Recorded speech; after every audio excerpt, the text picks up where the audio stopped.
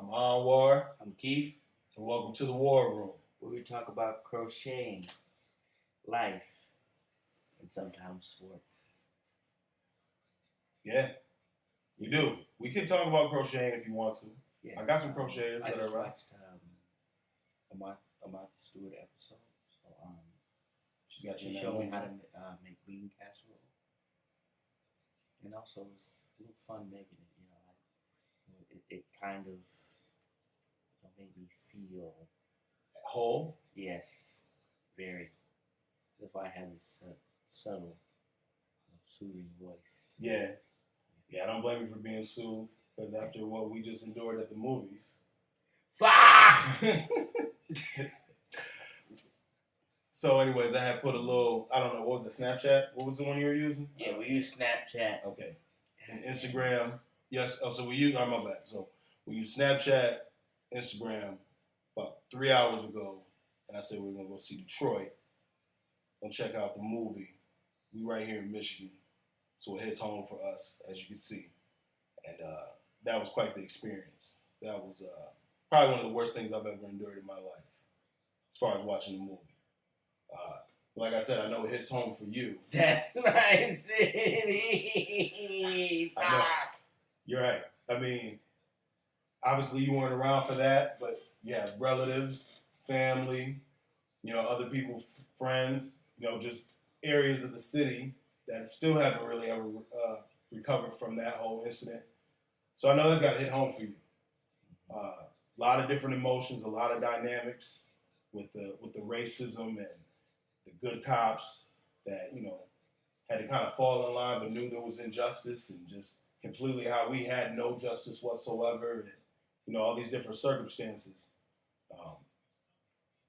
What are your thoughts as far as where did that movie take you? It took me into it kind of didn't take me anywhere because it's still going on, especially now. But it was just hard to see it, a true story in my hometown. That's what kind of made it, hit home.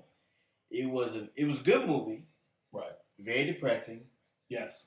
Very. Like, I was on cloud 9, and then I came out on the fucking ground. Right. I was in hell when I came back. I was right under the ground.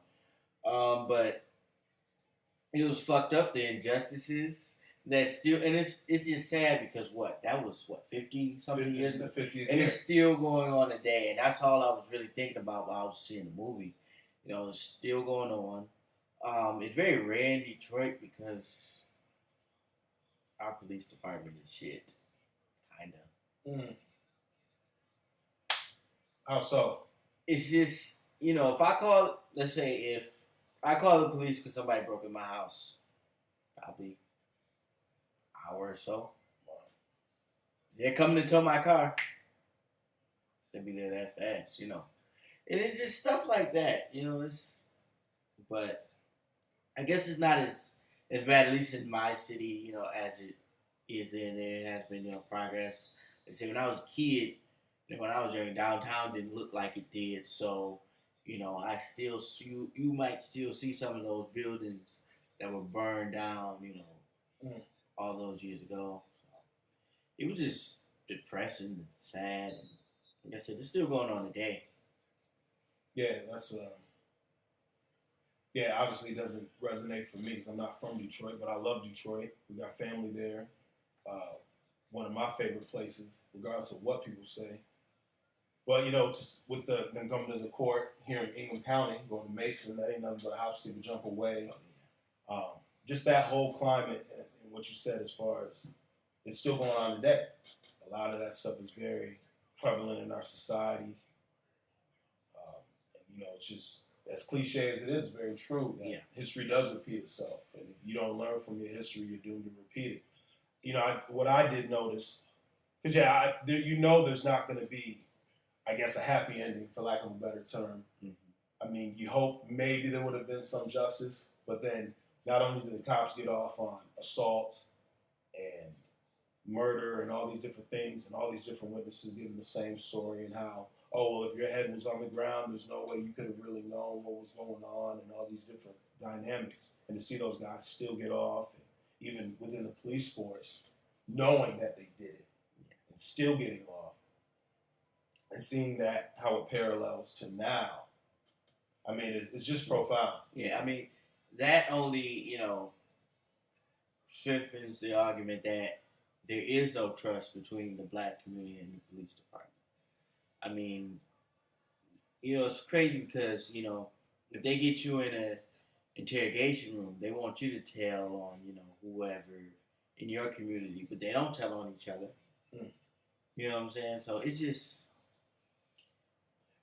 right, and this is the up. laws that you expect citizens to abide by, yeah. But it doesn't apply to them. Yeah. And you notice throughout the movie, oh, we'll just throw the murder charge on him. Behind the scenes, the superior officers were like, this is wrong. You shouldn't have did that. You compromised his civil rights. Mm-hmm. But still, at the same time, we just got to sweep some of the rug. You need to be cool. Yeah. And that's just as worse as being there. Right, because if you're going to enable it or to recognize and not do anything, it's still just as heinous because you're complicit to the behavior. But watching the movie, there were so many little dynamics that I noticed that we perpetuate as if they didn't exist at the time. And as far as race and interaction, so you look at they're at the Algier. There's white women there. Yeah. You go to the Fox Theater. There's white people. A lot of white people in the audience from the Dramatics, and I don't know what group that was singing, the female group. There's a bunch of white people and other races there. So to make it seem as if integration has only happened probably in the last 20 years, that's never been the case. So you see that, and I'm like, wow, there was all these different things going on. And seeing that there were good cops, there were good army men, there were black people in positions. Like the guy was security guard. He had some pull. He's around. You see how they're harassing all the other black people, had him against the wall, all this other stuff, compromising all of their civil liberties, and they didn't touch him. A lot of times he's like, hey, I got this. Let me handle this. So you see these hierarchies, even though history presents it like, oh, there's never been black people in certain positions, and there's never been white people there that knew it was unjust and did stuff about it. It's always been this. Oh, it's always been black and white, and there is that element, but there is also a white element that is against white supremacy. Because remember, even the big, I don't know if it was the captain of the squad, he was like, come here, you racist prick. Yeah, I know you shot that kid in the back, but these are the stories that aren't being told to offset this narrative with the media. It was a great movie. It was a great learning experience. I've always just been big with history, just especially like stuff like this, because it's here. And like you said, it's really not even that long ago. 50 years, your grandparents, your parents knew about this whole situation. And there's, like I said, there's areas that haven't recovered. And just to see that those guys got off, I mean, it's just like, it's not shocking at all, but it is. It's still like, wow, like, it's a trip. Yeah, it's messed up. And then, one thing about the riots, I hear a lot of people say this, why are they destroying their own communities and stuff like that? Well, one, let's see, if I was to go downtown and let's see, you got fucking soybean store, a Nike store, and all these stores, even back then, all these stores. Like the cop said, this is their town. This town is owned by white people. What's really yours in the community?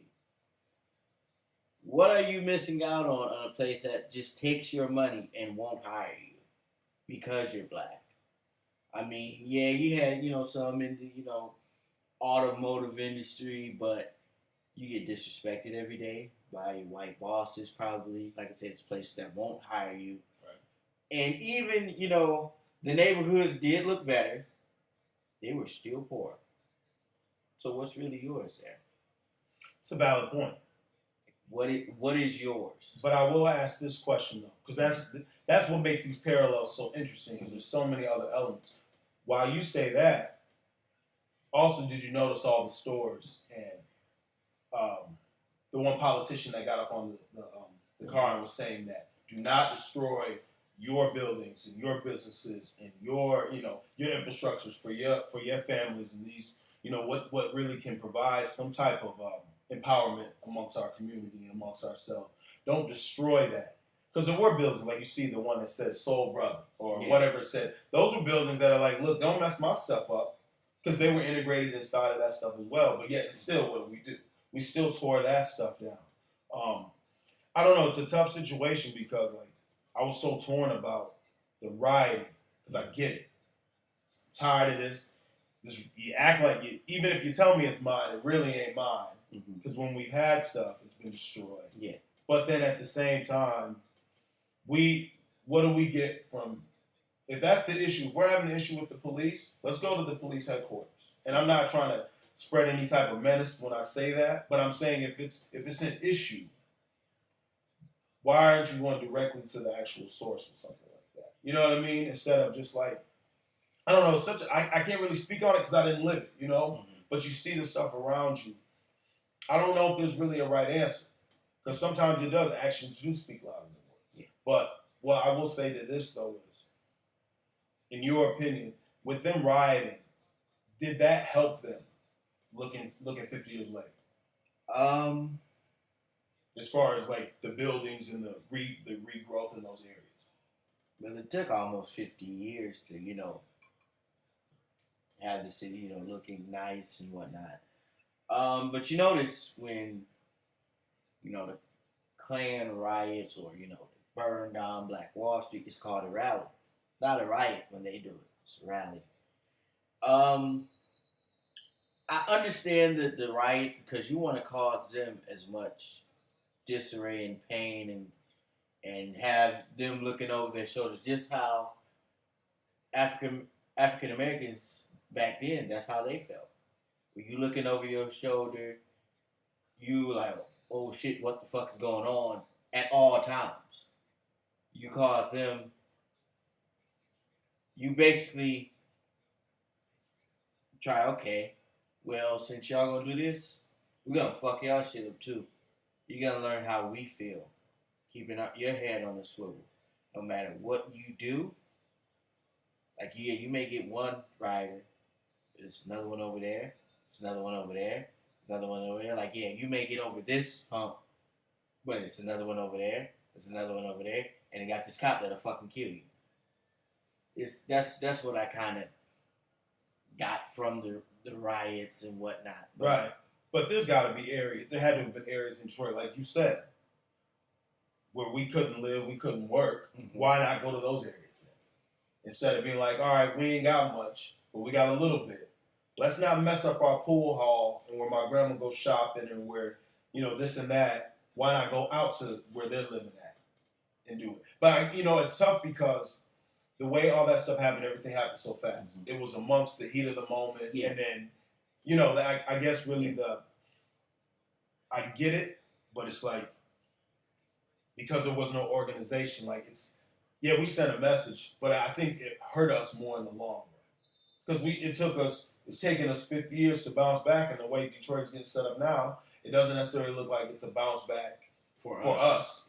But I mean, there's groups that are in place that are trying to do the thing, New Era, shout out to New Era, that are trying to get things in place and trying to really bring some infrastructure and some self-worth to the community. Yeah. So there's change. And getting back to the other point that we were talking about as far as these parallels, the unfortunate tragedy that happened in Charlottesville, where you see the white supremacists and the neo-Nazis, and everybody spewing this rhetoric and this hate. And unfortunately, the people that died were white people. Yeah. And there were white people fighting those guys. Mm-hmm. So against that whole issue. So it's not this narrative that they're all like that. Yeah. It's obviously a sector of their community. But you can see, like, there is some type of change. You can see this awakening. Mm-hmm. The athletes are now, sitting down for the anthem, and now trying to make their voices being heard. And you're just seeing a lot of different shifts in what's going to happen. And hopefully it's going to be for the betterment. What do you think? Hopefully it is for the better. I mean, stuff like that shouldn't happen. Like, when the riot in Baltimore, nobody had a problem with it. What are these white men really rioting. Right. What could, like, if we're gonna be honest, what could a white man be so mad about in America? And the question of like when you hear David Duke say, "We're taking our country back," from who? Yeah. I guess that would be my question. Mm-hmm. I don't know. You've already taken it from the Indians. So what? And have been in power ever since. Right. Like, why are they rioting? Why are they doing this? American Revolution. The Tea Party. All these. That was there. That was in America. They started tearing up their own stuff. But nobody said, they tore up their own. Great no, point. they're taking a stand for their right, for everything. See, that's how they talk about them. The narrative. Absolutely.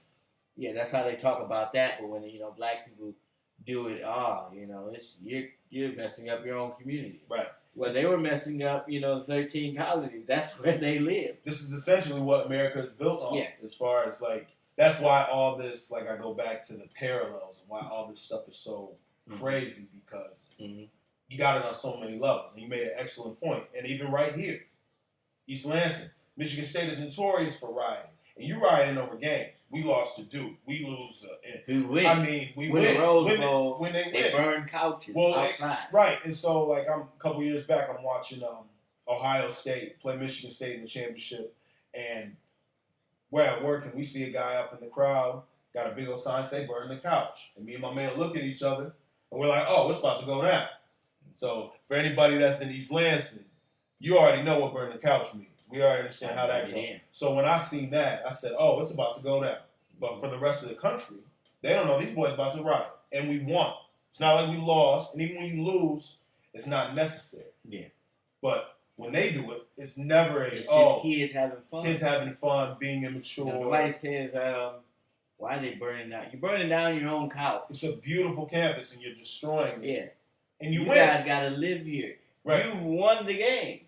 Won the game. It's a beautiful campus. Everybody here has opportunity to better themselves, and yet still they'll burn couches and do all this other stuff. And there's never this narrative of, "Oh, look at the terrorism," or the thuggery, or the savagery of these individuals. Like you said. So it's just so, like you said, it was a sombering movie, and it definitely takes you to a weird place. That's one of the few movies that I didn't know really how to feel about it. I'm glad I went and I saw it, but it's like you said, you don't come out of it feeling better. Yeah. You're educated, seeing a lot of the different dynamics and some of the other stuff, and then comparing it to, like you said, with stuff going on. It's just such a crazy thing to really watch. I mean, even if you think with the women that were there, and the cop was like, "Oh, just because you're white, don't think won't get popped or get your head knocked off." So then when you really start to dig deep with this whole racism, hatred, all this other stuff, there's a race element to it, but it's also a mentality, because even if you're white, or if you're my mom and you're against my cause, might take my mama out if she jeopardizes what I'm trying to do. Yep. Or if just because you're white, it didn't see. And that's what made that movie so poignant, because there were different things that were said in the movie that you start thinking about, and you're like, "Oh man, those were the dynamics of the time." Yeah. Like you said, with the whole the Soul Brother, like you were saying, and white cops knew that they were racist, but they weren't either. It's just a trip. That was I don't really know. It was just it was really a weird feeling being here. It's definitely a weird feeling. Like I said, you don't come out of it feeling any better. Good movie though. Yes. One of those you gotta watch once in a while.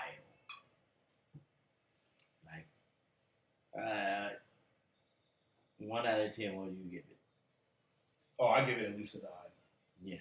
I'm trying not to be biased, because you can take a lot from the movie. Yeah. That's one of those things, you're not watching that because, yes, it's a good movie. You're watching it as a reminder of how, we don't have to all love each other.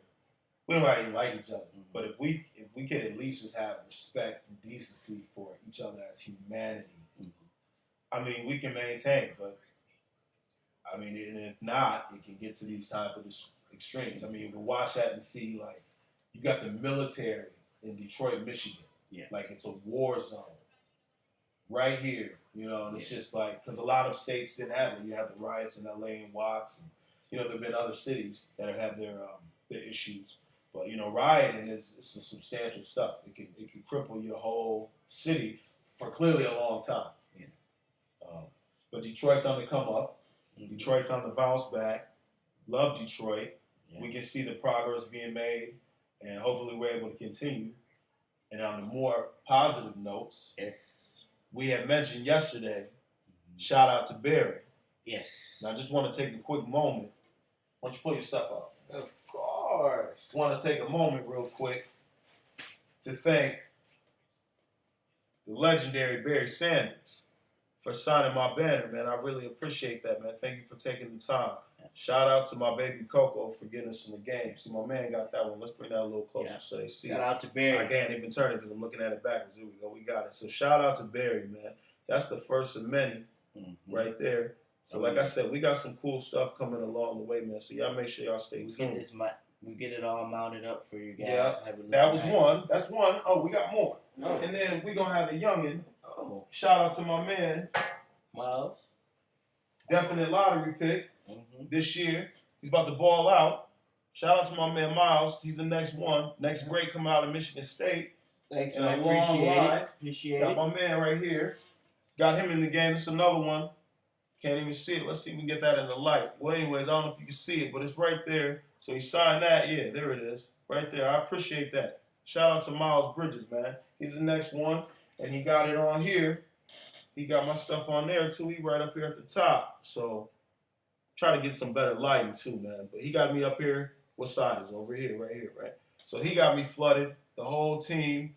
And we're going to do a segment one day. I'm going to really show you who's on here, man. I got a lot of heat on here. So shout out to my man Miles and all the other Spartan alum that took the time to sign this for your boy. So, like I said, segueing back to some more positive notes. Preseason, game 1, Lions. Pulled it out, man. We look great. Shout out to the Lions, man. Y'all look good, man. Yep. The uniforms look sharp. I wasn't really sold on them at first. Seeing them up close, we're watching, a recap of the game. I like it. I like how we look. We got a clean look to the team. I like the lettering. I wasn't sure, but now that I see it all together, man, I like what we got going on. I like the energy, man. What do you think? What do you think about the uniform? I think the uniform, when I first seen them, I'm like, nah. Then I kept seeing them, like, okay, they're starting to grow. But seeing them on the team, the uniforms are way better than what we had. Yes. I do miss the black outlining. I do too. But they look good, man. It's always been a silver and Honolulu blue, so I get it. Everybody's kind of, you notice how, like, NBA, NFL, everybody kind of always reverts back to this tradition. Like, we're going to go back to a old-fashioned, what we used to have for our love. Like, Green Bay never really changed their stuff. Yeah. Detroit going back to the Honolulu and gray. So I like where they went with it. Like I said, I wasn't sold at first. But, man, we played great. I watched pretty much the whole game, damn near to the 5 minutes into the fourth quarter. Lions look really good. Oh, yeah. Looking good. Defense playing good. Got Galloway making big plays. Galladay. Galladay. I'm sorry. All day Galladay. That's what we're going to call it. Maybe Galladay. Let's see if that'll work. We'll try all day Galloway. Maybe you'll like it. See, you said Galloway. Yeah, I said Galloway. Yeah, wow. Galladay. All day Galladay. Yeah. Anyway. Sorry. Galladay is just, you used to Galloway. That's all. Yeah, Joe was a beast. Don't get offended. He's gonna be a problem. Yeah, don't kick our asses for it. But yeah, but Galladay, good game. Phenomenal game. Yeah, it was a lot of people that had a good game. 3 catches, 53 yards, 2 touchdowns. Yeah, great game. Back to back. I mean, you catch the one, you fight the guy off to make the play, and then they catch you. You switch hands. You kind of bring it in with your right hand, catch it with your left, 23 yards, touchdown. Rudock looked good. I mean, KG is a guy I wasn't sure about when they drafted him. I'm like, I don't know too much about him. I wasn't happy with the pick. I'm wrong. I was definitely wrong. He's going to be a problem. Oh, yeah. I always want, like, the big names. But, in the draft, you really do find some hidden gems in there, and I think he's going to be one of them. So, I'm satisfied so far. He's got great size. He's 6'4". Yep. I think he's like 220. He's great on the deep route. He's strong. He attacks as far as going after the ball. We just look solid. It looks like in all facets. When I was watching it, a lot of balance with the team. Yeah, Ruda had a great run right there. Oh, yeah. I've always liked his game. But the running game looks solid. We almost had 100 yards. We might have ended up with 100 yards, 200-some yards passing. And like I said before, that's really what we're going to need. We're going to need a complementary run game because it is all about the pass. We got one of the best quarterbacks. But at least something to keep everybody honest. And then not everybody's dropping into coverage because we can't break it for a big play. Yeah. Looked really good. The rookies looked good. Front line looked really good on defense. Everybody was getting after the quarterback. A lot of tip balls, sacks, had 5 sacks. A lot of guys. Greg Robinson looked good. I feel like, I mean, it's early, and I know it's just the first game, so everything's really vanilla. But really, it's just starting off, it's a great metric because it's like, all right, as far as what we have on the back end of our roster, it's clearly better than what you have on the back end of your roster. These are guys trying to get jobs, trying to get contracts. We got some guys that are hungry out there. Look at my man Slay out there with the chain on, 23. Big play Slay. What's the Tez? He had on the 31. See, Tez, his new number is 30. He had on 30. Yeah, he's gonna go back to 31. But my man DJ Hayden got that. Yeah, shout out to the big homie DJ Hayden too. Appreciate it. Yeah, I like what Tez is doing. You know, they talked about his speed and he's gonna. It's not about just that. Oh, you can run this. Heard he was struggling in training camp. I mean, it takes time. You're talking about the hardest position to play in football, and you're a rookie coming in trying to figure it out. I like what he did, and where he's at as far as being our fourth corner, fifth on the depth chart. Because I think Hayden's going to have a good year, and I think Nevin is definitely taking the next step. Nevin was actually one of the better corners last year on the low statistically. So right where Tez is at, having a lot of guys ahead of him, gives him some time to really have some growth. But what I seen, man, he's solid. Man. He can tackle, great anticipation to the ball. He was good. Oh yeah, I had no real big complaints with the way they played this preseason game.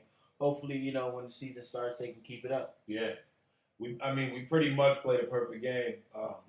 The whole first half, we didn't have any turnovers. Yeah. I think we ended up with 3 or 4 at the end of the game. And that's huge for us because that's always been our MO. As long as I've been a Lions fan, it's always been a thing where we just can't seem to be consistent with the ball and we can't seem to get out of our own way. But right now, it does. It just feels like a different energy with these Lions. Not a lot of penalties. Not a lot of penalties. We've always been known as an undisciplined team, so it's kind of good to see, showing that we have discipline. We have came a long way. And like I said, I hope we have a good season. I think we can go at least, if we go 10-6, win the division, I'm satisfied. Yeah. And win at least one playoff game. Yeah. 2 would be phenomenal. I mean, I ultimately just getting to the Super Bowl, just get there in my lifetime. I mean, man, we make it. We could get, if we just make it, we can get blown out 48-0. It won't even matter. Yeah, I would just be happy that we made it in my lifetime. Yeah, I would be happy, but I don't want us to get. I would like us to win the Super Bowl, and show everybody that the Lions are here. I don't think we've never fully arrived yet. Well, we did back in the 50s. Yeah, before the 50s. It was the NFL. We were one of the most dominant teams, but that was a long time ago, obviously. Yeah. Yeah, I think we're taking the right steps. Yeah, that was a great call. What you said with penalties. I think I said turnovers, but yeah. Penalties, they were phenomenal discipline-wise. Like you said, if they could keep it up and just win these games that we're supposed to, and then games that we're right there with the competition, we got to come out there and have the lead and sustain the lead and really send a message. Because that's the only way you're going to beat the Green Bays and the New Englands and the better teams that, the New Yorks in the league. So, that if you really want to take that next step as far as the playoffs, and really being a championship contender like we could be, we gotta do our part. Yeah, most definitely. But just early on with this just being, like I said, the back end, I'm really happy with what I see from the team. We had a good pass rush. Sucks losing Kerry Hyder. Oh yeah, that about killed me. Yeah, that was it hurt me to see it. It really, I hope it's not. You said it was Achilles, right? Yeah, let me see. Yeah, it's well, one they're saying his injury complicates the 53-man roster. Let's see. Let me see if I can find it. Yeah. Yeah, it's Achilles injury. Yep. Yeah, just a little quick background. Kerry Hyder, second-year guy, was off the practice squad or I think practice squad of the Jets. We picked him up, ended up making the team, had 8 sacks last year. So, he's a guy that apparently the guys have a lot of respect for, and I can see why, obviously. Guy coming to work, really trying to, he was like, yo, I had a great year, but this is just the beginning for me. So I really hope hopefully it's just something that's just hyperextended or you just pulled something. I really hope it's not an Achilles injury. Yeah. And, you can heal up and hopefully he can get back out there. Yeah. That's a big loss because he was definitely one of our guys. TJ Lang. Yeah. But if you remember in that game against Atlanta, he got hurt. Somebody rolled up on him. So I think whatever that was is still lingering now. Yeah. But like I said, overall, like you said, I don't have any complaints, man. We played great. Yeah. I'm looking forward to it. Next game, who do we play? Do you know we play in the next preseason? No, I don't. So Stafford will probably get another maybe 2 minutes. Usually the main guys usually don't really play until, game 3. Yeah, dress rehearsal is really like game 4. They get a little bit more, maybe till at least halftime for game 3. Yeah. And then the season's here. Yeah, so we're close. We're getting real close. Oh, yeah. I'm ready. I am too. Are you ready for some football? Yeah, I can't wait, man. I see fantasies getting ready to start. They had a thing on the other channel. Too bad you don't play fantasy. You about to play it this year? Yeah. I'm gonna give it a shot. Hopefully, I win. I don't win. Oh, you mean just a game or in general? In general. Oh, maybe, but probably not though. You're an asshole. I like the way you discuss my dreams. You are a dick, and I want you out of this house. My house. I'm sorry, I mean, I take it back. Yeah. You just want to stay. Yeah. You don't have a home. Pretty much. It's nice over here. Yeah. It is. It's enjoyable. Never let poor people in your house. When you have a nice home, and these fucking bums, they just come in here. Eat all my damn cereal. It's good cereal, though. Fucking Frosted. I mean, hey, I don't know when I'm going to get Frosted Flakes again, brother. So I appreciate it all the same. Yeah, let's, yeah, but get like, a job. Yeah, I'm working on it. That's why I'm hoping this stuff shakes. Yeah. And I get some views and get a couple subscriptions, maybe some donations. I don't know, whatever happens. Yeah, I would like to. Maybe some sponsors. Yeah. Maybe some ads. Yeah. Maybe, we may want to make this stuff shake. Yeah, I need them out of my house, so please do it. Please do it. Oh, that's awesome. Yeah. So NFL will be able to talk about college. I don't really pay too much attention to college. That'll be coming up here real soon. Oh, yeah. Yeah, but fantasy, like I was saying, will get you going with that. Give you the breakdown. It's a 24-hour marathon that's on right now. Let me go change the channel, see what that's looking like. See what's up with that. Yeah, man, fantasy's fun. Fantasy's really, it's just, you just got to know where to pick guys. You can get a cheat sheet. It really just kind of breaks it down for where guys are supposed to be placed and value. I mean, case in point, like a guy like Zeke. And Zeke was going to go top 3. Now he's supposedly suspended for 6 games. I don't think it'll stick to 6. But even if it's 3 or 4, like we talked about before, that possibly changes his value. If you can hold out and be like, all right, I'll pick somebody else to carry the load for those 4 games. Put him on the bench and then switch. And just hold on. Because, you don't want to go down. Because if you're going to have to take him early. So you want whatever you pick in those first couple rounds to be as valuable as possible. So having a guy coming out potentially 6 games not playing, I mean, you're probably not making the playoffs unless you just have phenomenal picks that compensate for what Zeke brings. So are you familiar with like scoring and how it really goes? No. Okay. So real quick. So, for those who don't even do fantasy at all, pretty much what it is, it's pretty much you get points on whatever stats that certain individual on that certain team accumulates. And whether it's catches, touchdowns, long plays, even losing points with like fumbling or interceptions if you're a quarterback. And by based on what your team is, whoever has the most points accumulated for that week of football wins.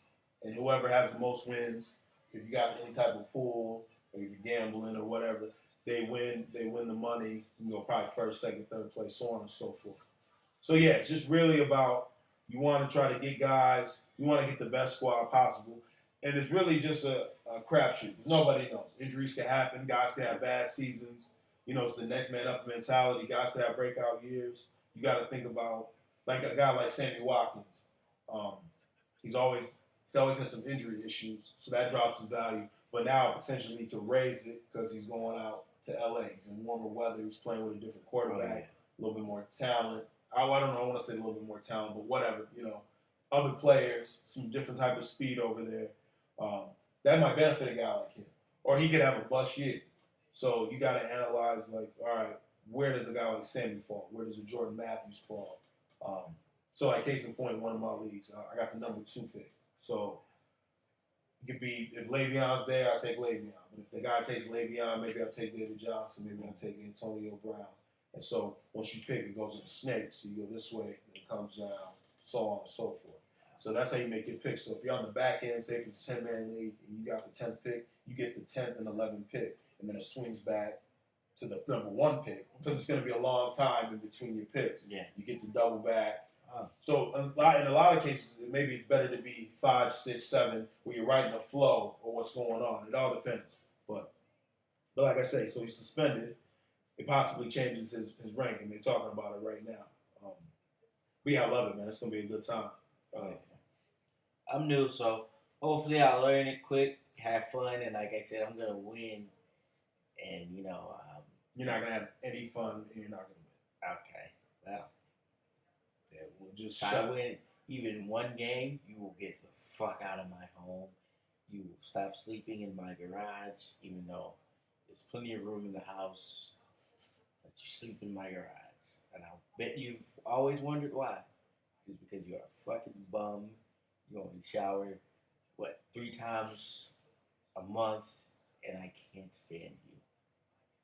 Fair enough. I said it. I don't care. Feel better now? Yeah, I'm gonna have more sauce later. That's fair. Right now, I'm good. Good. So, yeah, and to round it out, sadly, just got wind that my man Ric Flair, woo, was hospitalized. He had some heart-related issues. Yeah, hospitalized. Just got out of surgery, rested. Prayers to Rick, man. Yeah, prayers to Rick, man.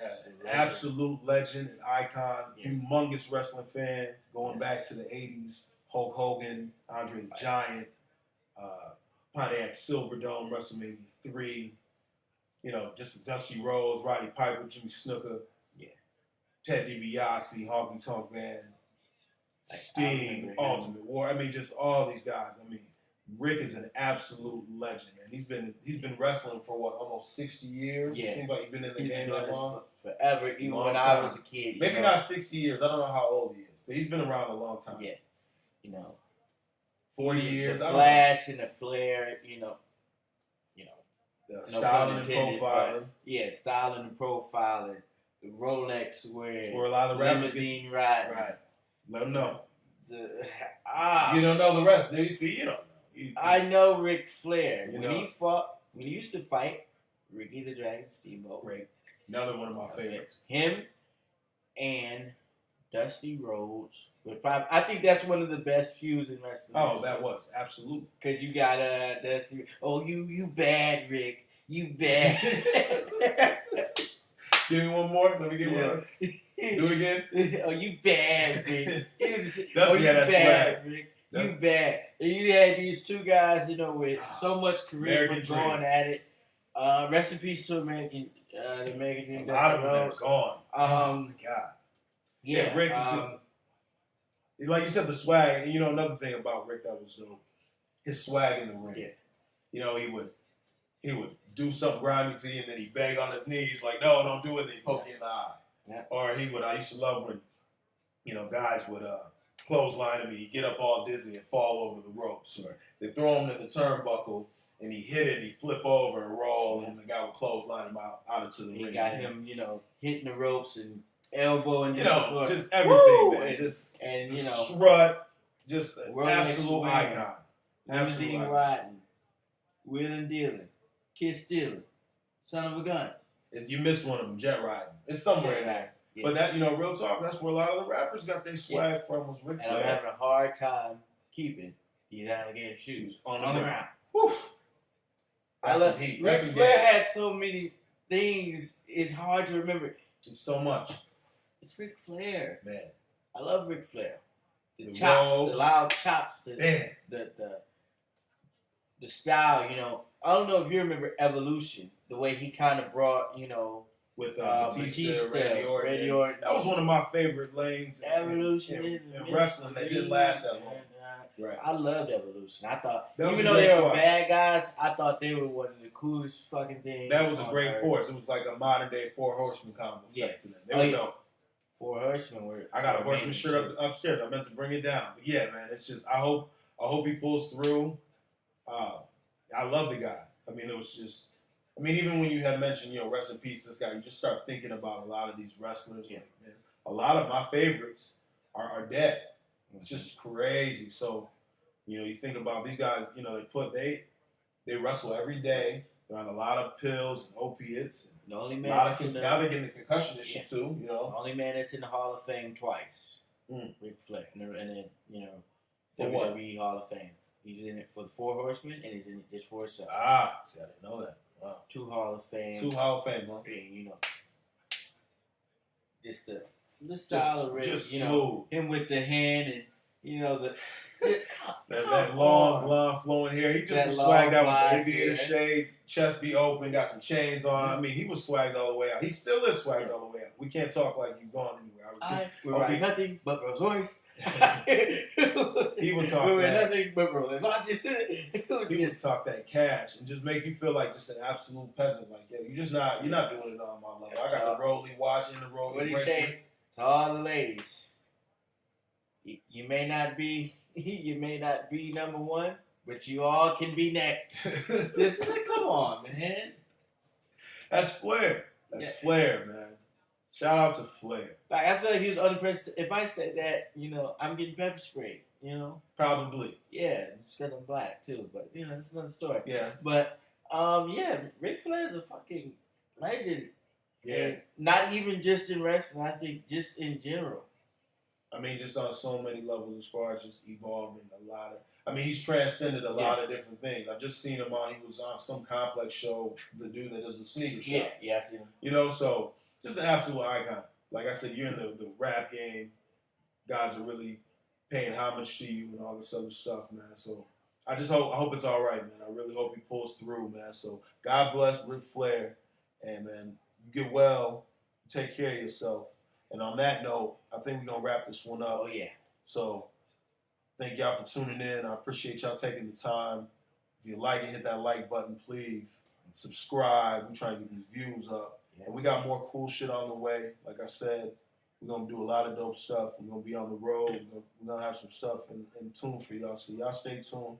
And y'all have a good night, man. I appreciate y'all taking the time. Thank you and good night. Why are you still here now? All right, so I got to go.